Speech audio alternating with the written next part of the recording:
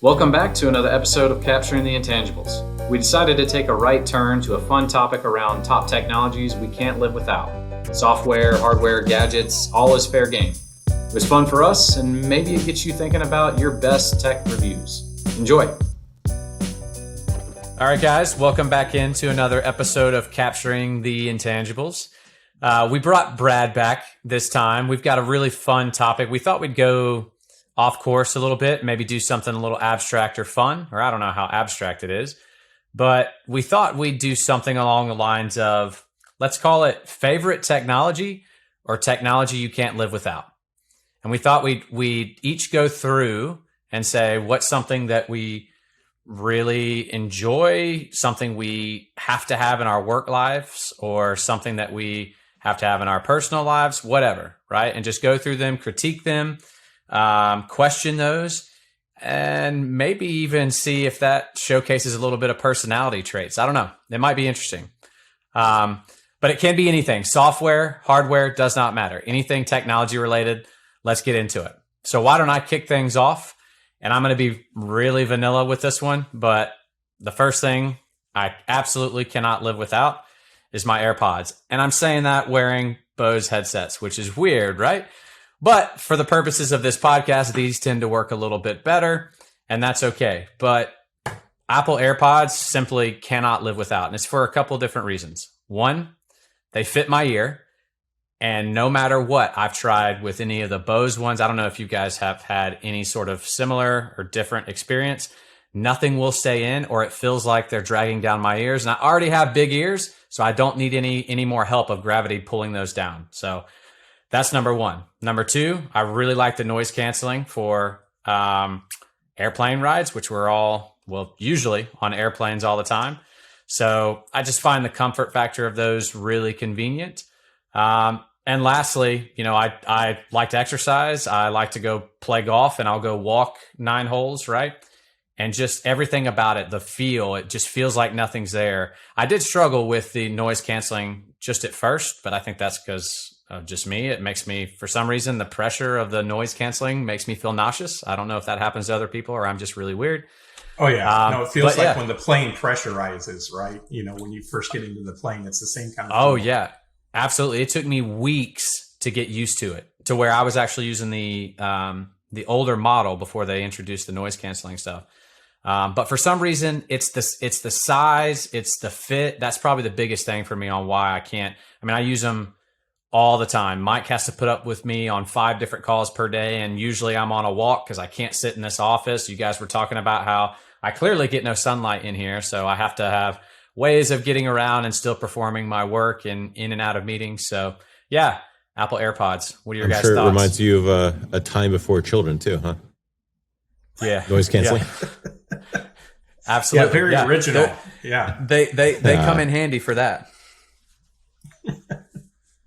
Now, honestly, with everything going on with COVID, I mean, being cooped up, I mean, I'm in an office, guys, right? So I'm a little luckier than most, or some would consider lucky. Others, there's an exodus in the market for people looking for remote jobs. But if I were stuck inside the house where I cook, I clean, I do all these things, and that's also my working space, I'd go crazy. Like, I would need the mobility of headphones as well, just as much as you do. Even in this office, I end up walking around quite a lot, Rick. So I totally sympathize. But you always use the over-the-ear ones too, so that's a new brand and pair that you have there. But that's what you typically prefer everywhere, right? Like you don't use buds at all, right? No. I love the over-the-ear. I love the sound quality. I mean, for anyone that's going to give me grief about it, obviously they're not plugged in, so it's over Bluetooth. So for the aficionados, probably like Brad, he's probably going to ding me for a couple of points over here. But I love the feel, the sound. And I love experimenting with headphones as well, especially for plane rides. I've got my pair of Master and Dynamics. I've got my pair of these are the Sures over here. So I just love testing them out all the time. So, but why not the buds though? Is there a specific reason, or it's just a comfort thing? I feel like they would fall out of my ears. I'm too clumsy. I look down, I drop a pen or a piece of paper or something like that. All of a sudden, I'm off the call. I'm just too terrified of that stuff. Or losing them. Right? I don't know how you haven't lost a pair already. Let me show you how easy this is, Mike. See, like nothing fell out. See how easy that is? So is this. fact, we can go to a concert right now. I could headbang, and I'd be perfect right now. We just but you would hear the music. Oh my God, guys! These you actually have pass through, so you can actually disable the noise canceling. One of the best headphones I've ever had in my life. Absolutely. Awesome. But this is about you, Rick. This is about you. Oh, let's get it off of me because mine's maybe a little too boring. Brad, you got some kind of cool technology that you can't live without? Yeah, I was trying to think about it, and I was trying to think of things where like software and hardware converge to make your life materially better. And you probably can't tell by looking at me, I'm not as athletic as Rick. I really enjoy eating, and I love barbecue. Growing up in Texas and now living in New England, you don't necessarily get the best barbecue. So I really wanted to learn how to do it at home. But I'm an engineer, right? So I'm lazy by nature. So I was like, how can I get the benefit of smoking without any of the work of having to stoke the fire and do all the coals and all that kind of stuff? And so they came out with these pellet smokers. But not only did I get the pellet smoker, I got the Wi-Fi enabled pellet smoker. So I can literally start it from my phone, set it to a temperature. I just walk out, I throw the meat on, I stick a probe in it, and then I have a recipe that it follows. So it's kind of like an if then do that type of approach. It measures the internal temperature. When it reaches this, change the temperature of the smoker to this. When it reaches this, notify me so I can come out and flip it. And it has turned creating amazing barbecue into something super simple, but still gives me an excuse to spend 8 hours outside drinking beer at 10 a.m. in the morning. So to me, it really was the convergence of convenience and technology. Are you barbecuing right now? I could be. You don't know. That's the beauty of it. Well, and I can vouch for this because Brad actually got me on this trend. So I recently just went out and purchased a Traeger, and I got the Wi-Fi enabled model as well. And it's so stupid simple, right? Oh yeah. And I don't know if mine will like necessarily do the recipe like what you're talking about, or at least I have not that advanced yet. But I will tell you, I used to have I think it was an Acorn was the model that I had, but just a traditional smoker. And the amount of work and effort, I think I blew through like four gaskets that I kept having to replace. I couldn't regulate the temperature. You're out there all day. Or maybe I just sucked at it. I don't know. But let me tell you, these things are dummy proof, and it's some of the best meals I've had so far. And I think I've done it. What, Brad? I've sent you pictures. I think I'm on like meal number 3. But yeah, yep. It's an awesome investment, I will have to say. So absolutely can't live without it. Oh my God, how are you guys going to barbecue if there's what happens like those sunspots that have an EMP goes off all of a sudden? Like, oh my God, I can't barbecue. Yeah, because that's going to be my biggest concern in the world when EMP sunspots are going off, that I'm not going to be able to use my electric smoker. Just one last time. One last time. All right, Mike, how about you? What you got? Well, you'll notice that I'm using my my MacBook's webcam today, and the reason why for the downgrading quality and also the angle that you're seeing me from is because it allows me to free up my little kit and caboodle over here, which is a nice little Canon EOS camera that I like to take all around the world that we used when we were filming over in Prague just a few weeks ago, right? So this should look kind of familiar to you guys, and got quite a few cool little accoutrements, switch pod that allows me to like just walk around, film myself like anyone's going to bother watching any of the videos that I end up taking at the end of the day. But what's really nice about this is that, you can just turn this into a really quick tripod and then, up and there we go. Usually the podcast should be relatively quick to get up and running. Of course, that assumes that I also charged the battery in the camera. So sorry about that, guys, a few weeks ago. But got a little clip up here for my little shotgun microphone. So then that way, good quality sound. But I got to say, as part of this whole podcast that we were doing, it was definitely an incentive for me to upgrade and take pride in some of the video quality, the recording equipment. And I definitely got a little carried away, so I'm going to focus on the camera, but it's way more on the desk that you guys don't see here. Well, you guys know, but the people that are watching at home have no idea everything that I got set up here with the Rodecaster and all sorts of cabling and so on. So, but I will say as an investment and for what we do, being able to communicate high quality everything. I think it's truly helpful for like not only this forum and this format, but also meetings, higher quality audio, doing video recordings for things like YouTube collateral and content. And overall, it's so much easier to take pride in like the quality of what you're putting out, which is at this point in COVID, it's presenting yourself, right? And so that I appreciate a lot. What do you guys think? So you're criticizing how grainy I look right now because I don't have the fancy setup like you. I get it. Yeah, is that what you're trying to do? After what is this, 26 episodes, 27 episodes, I finally got one in. No, it is. It's really high quality stuff that you have. It's awesome. Have you taken that and started using it for anything like personal? Do you go out and film anything? Do you do any kind of photography stuff? Or is it just I don't. No. So I got it for work because that was the excuse. But when we go around Prague or just a while ago, or we go on trips, earlier this year on a few podcasts, you saw me up in Maine. I love taking photos with it, taking videos because, those opportunities that we actually get to spend outside of the office and out from behind the Teams calls and everything like that. I definitely want to try and savor and remember that and as high quality as I can. Spend time with my fiance, with the dogs, traveling the world. I definitely try to document as much as I can when it's not an impediment to nights out, for example. When's COVID going to allow you to get married? When's COVID going to let you get married, Mike? Well, I asked COVID, and COVID said September of next year.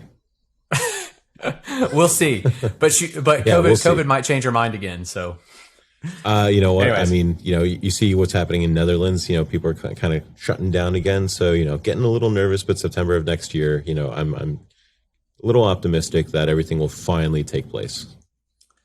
Yeah, fingers crossed. I hope so. So, thanks. I've got another one. So you guys have heard me talk about this one a lot, and I'm not sure. I actually don't know how popular this item is or well known, but Massimo got me into this. But it's my Remarkable, right? My tablet for taking personal notes. I'm a big fan of always doing handwritten notes. I've got just like baskets full of our old, style or our old little notepads that I just go through and on a daily basis. I'm using 1 or 2 pages just to say, here's what I need to do. Here's something I need to remember, blah, blah, blah. Constantly doing that. And a lot of people are going to say, well, why do that? You're sitting in front of a computer, literally just type it in or use your phone. I don't know. There's something that feels not organic or authentic about that. I have to write. I don't know why, because my handwriting is atrocious, but I just really enjoy it. But I got the Remarkable. And there's a lot of features to it. Like it can do transcription, although not necessarily all that well, but I get that's a difficult thing to do. I think Massimo's even in his hacky way has made the screen share capability. So some of the podcasts we've done screen share, I think from his Remarkable on this before too. But a lot of tablets already do that, right? But this Remarkable can you see it? With this size and everything, it's so easy to travel with. So if I'm on a plane and I take it out real quick, like I'm not constantly fumbling through a bunch of different notepads. I don't know. Maybe it makes me feel like I'm being environmental. I don't know. But the biggest feature is, and I've gotten asked this a lot because I've got this HP that's 2-in-1 tablet. But when I'm writing on that, it's clunky. It doesn't feel right. It doesn't look like my handwriting. This is literally like writing on paper. Like, maybe they need to give us some free for giving this ad out, but I absolutely love the Remarkable. I feel like I legitimately cannot work without it. And it's just because I have to write something down. I know, Brad, you've got the same obsession of writing things down as well. Maybe I need to get you on one of these things. But yeah, Remarkable. Can't live without it. Expense approved. I'm going to take that to the bank. Yeah, we need to get Infor to invest in these as standard devices, I think. I will say I tried, different tablets. I've obviously tried the iPad and stylus and all the different things. And when I tried your Remarkable, I couldn't believe, like you said, it feels tactily the same as writing on paper. Like there's zero difference. So I feel like of all the things I've tried that I eventually ended up not using, and kind of went into the junk drawer that everybody has for, where technology goes to die. That actually was really, really good. Yeah. And I don't know the materials of everything or what the material is they use on the stylet, but they send you like replacement ones that you're supposed to replace like every month, I think. depending on how much you use it, of course. But yeah, I absolutely love it. I don't use any paper anymore. The way that you can categorize things too, like place it into certain types of buckets. Like I've got like quick notes versus whenever we're talking about commercials or whatever it might be, right? So the way you can categorize it, date everything, digitize it, and transcribe it back. Yeah, it's an awesome device, and I'm sure the software on it's only going to get better. Yeah, I think you end up developing a stronger mind-physical connection because you're actually having to like take the time and think about what you're writing. We type all the time, like emails, nonsense, whatever. So I think it makes it a little bit more memorable to follow up on.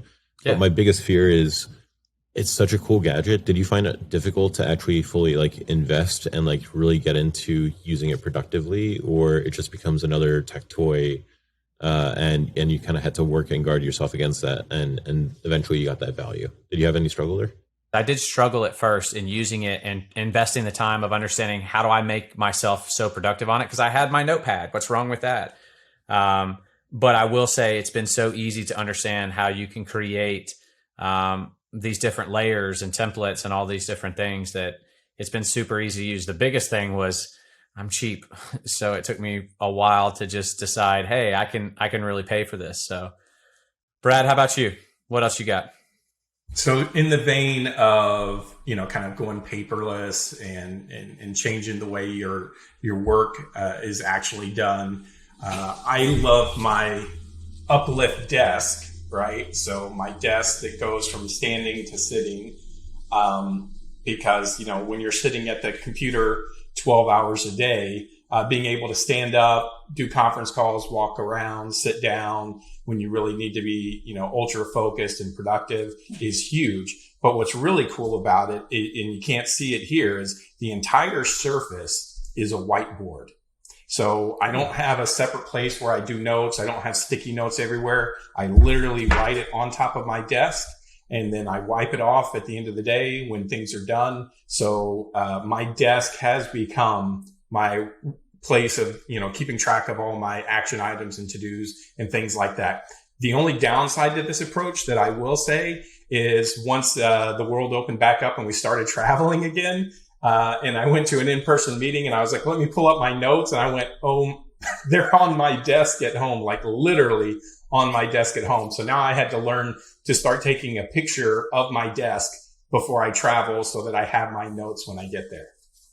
And this is going to go out into the general public, right? So I don't think this serves as an official trademark, but Brad, you and I have talked about this. What we need to do is take the remarkable Surface and put it on your desk, and then you've got something perfect, right? Oh, you do everything there. It transfers here. Start the barbecue. Yeah, so maybe the Remarkable team can pay us for that concept and idea, because this is officially trademarked now, right? We own the idea. So I mean we can always point back to this podcast when it comes to the patent lawyers and say, look, this was when the idea was germinated. Done. I'm sure that'll hold up. How big is that desk, by the way? How wide is it? You got to be taking tons of notes, huh? I couldn't give you the exact measurements. It's longer than my arms are wide. Let's put it that way. Do you fill it up completely? No, I have compartments. So on the left side are kind of more immediate action items, and on the right side are the longer term items that I'm working over time.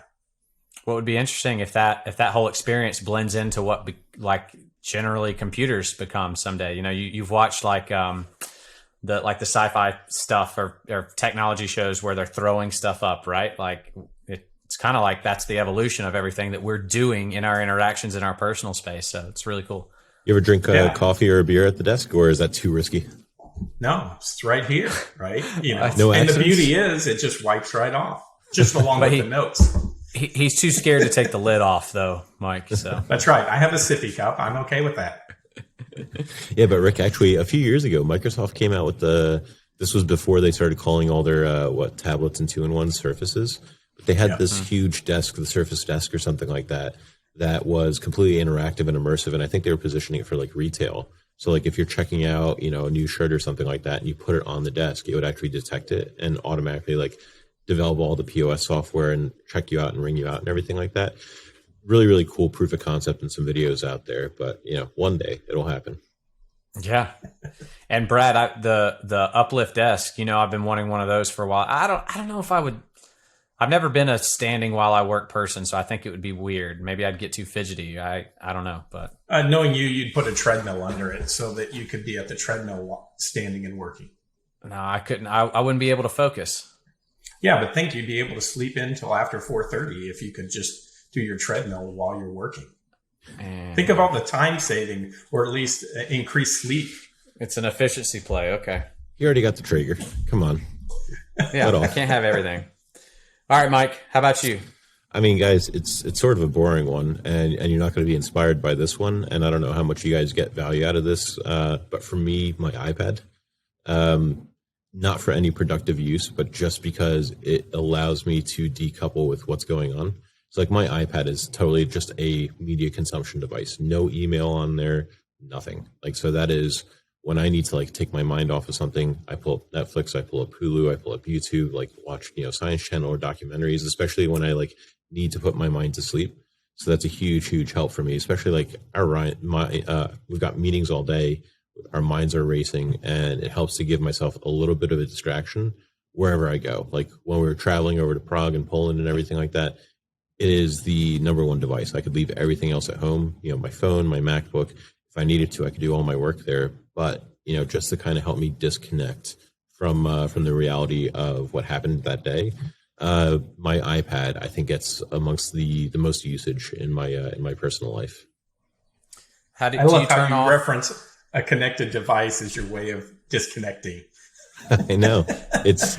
I could just go outside, Yeah, I'm just saying, there's this thing called a door, and on the other side of it is the outdoors.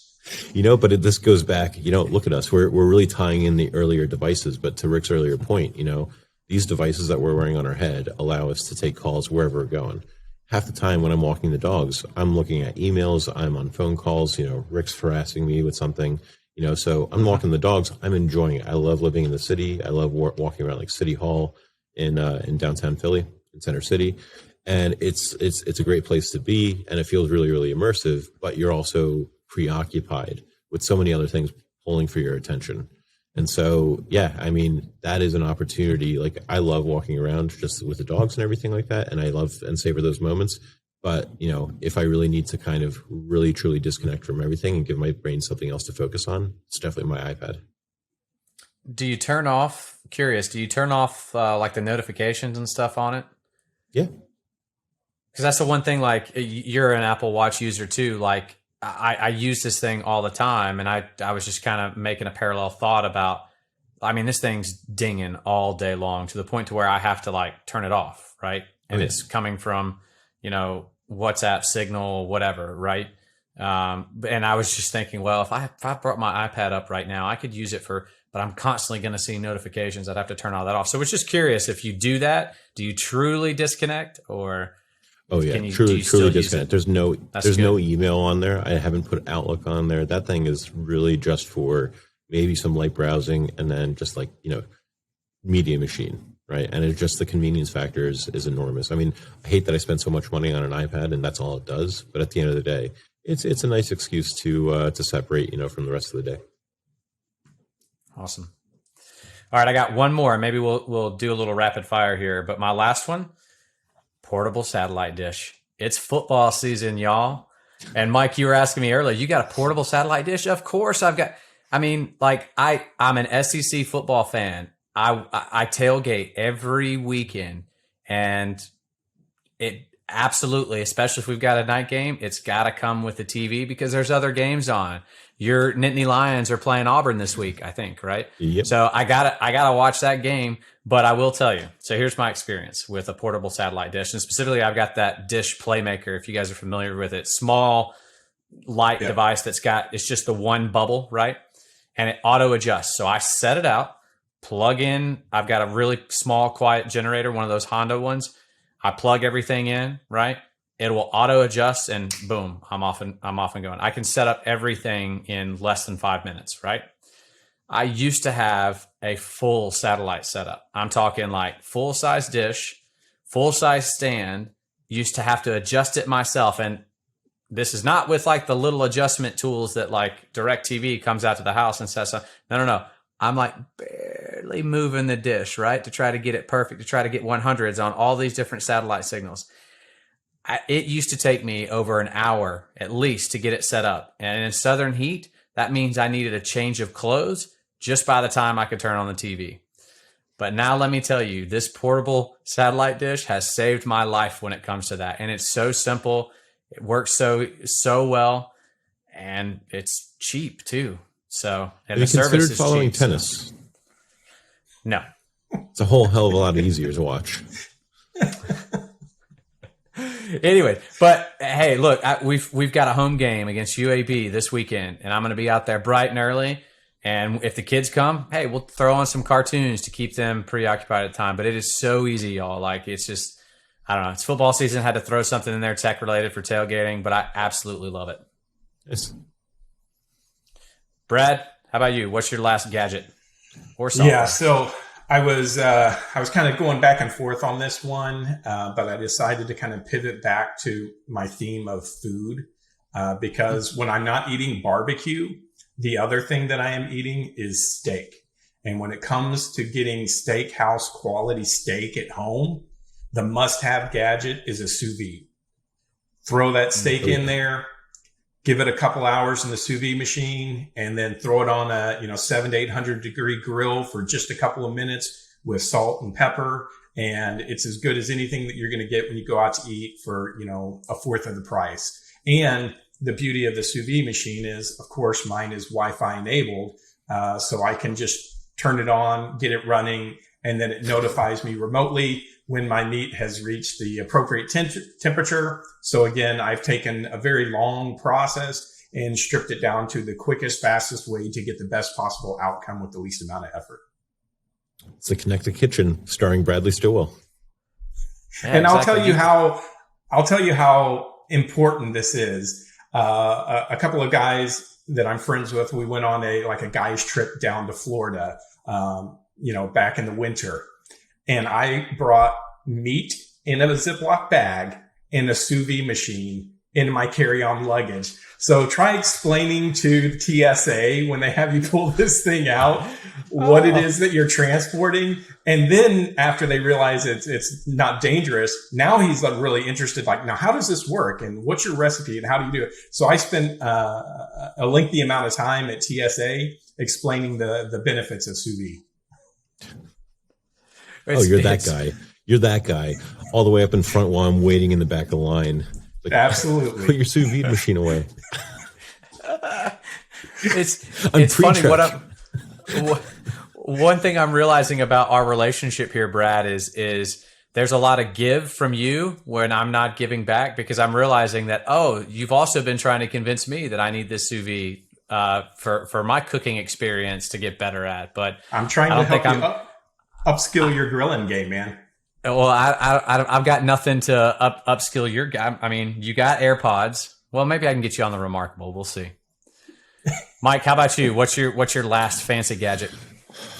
Man, I really hesitated to say this one, but my car. I think it's my car. I know. Yeah, but it's not going to be one of those douchey Tesla things. But I got to say, I really enjoy, I come into the office every day. My fiance is working from home because her office is still closed. So we completely inverted. Pre-COVID, I was at home. I had no need for a car.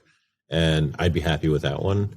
With COVID, I've already put like 40,000 miles on the car since this whole endeavor started. Road trips down to North Carolina, driving all over the place. I got to say, like, the enjoyment of it, nice quiet rides, the TV screen when you're charging and everything like that.